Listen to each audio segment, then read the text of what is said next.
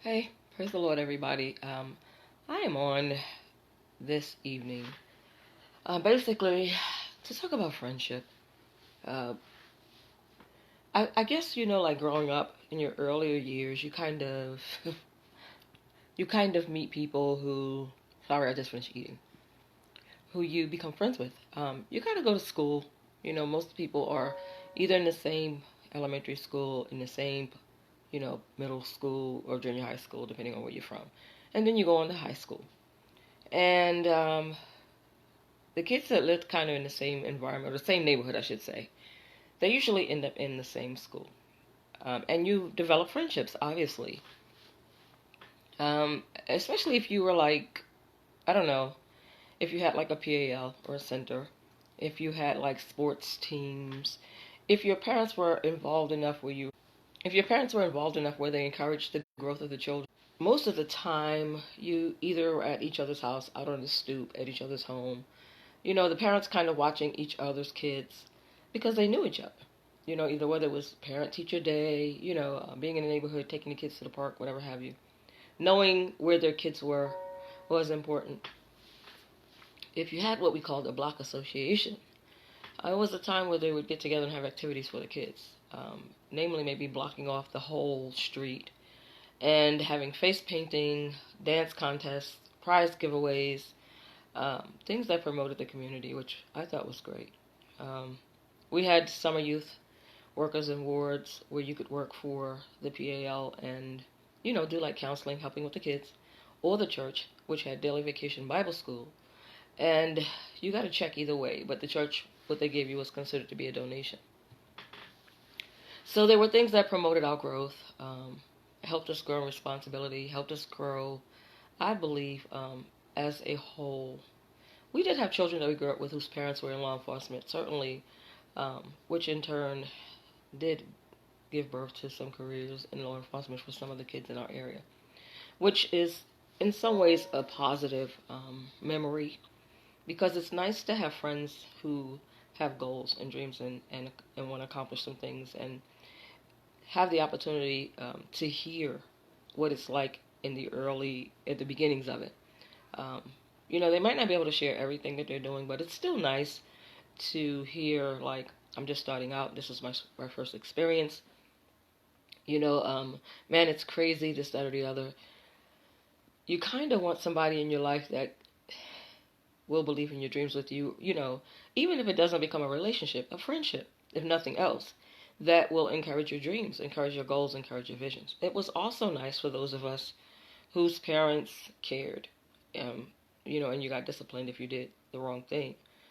And to grow up later on and either remember them at times during the holidays, with them passing, to want to give your condolences. I mean, obviously, you get to a certain point or a certain age where you should be mature. The expectation is that everybody becomes an adult and can have some good memories as far as, being a kid or growing up or whatever have you. Not to say that you would go back. You may ride through one day or so and maybe see some people and say, hey.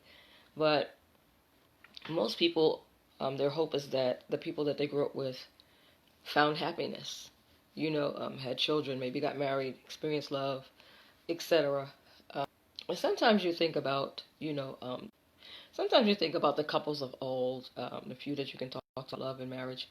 My perspective lately has been one that, with the people that are so influential, who have a large following, that if they would use um, those particular, whatever channel they use, if they would use it to uh, remember love, and the times that we grew up and the importance of family and friends and laughter and fun.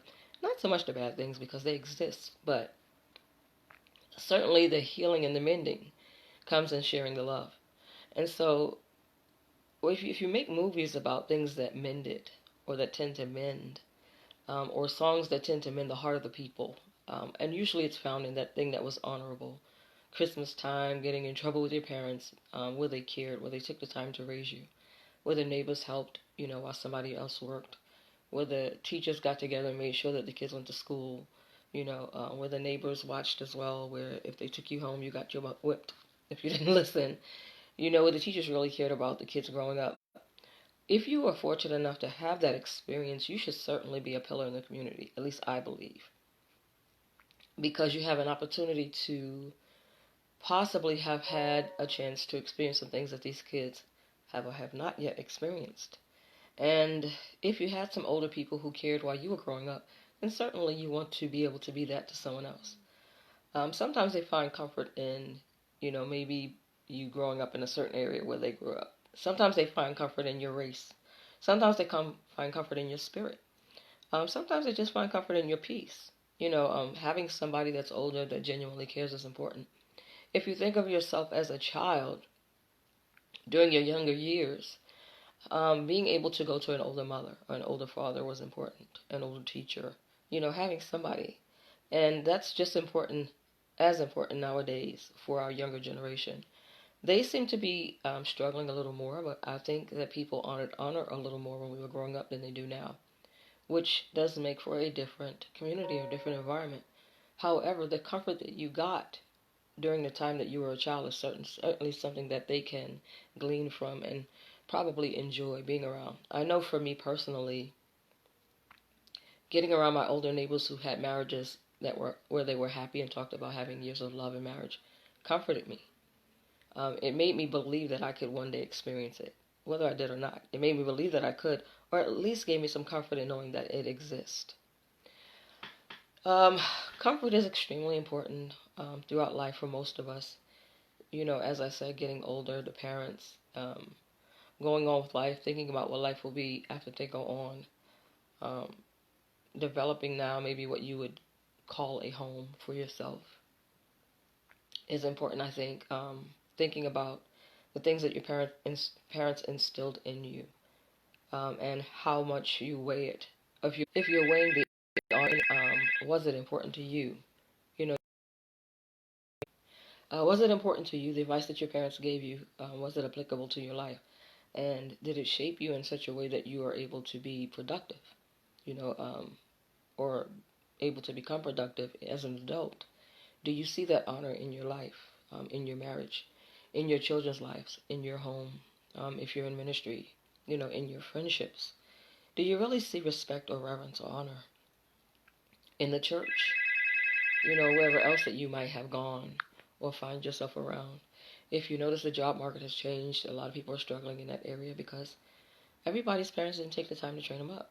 So if you were fortunate enough to find an adult or someone who did, then you're probably a lot further along than you think, compared to other people. And having a home where you can sit down and have a conversation about, life as a whole,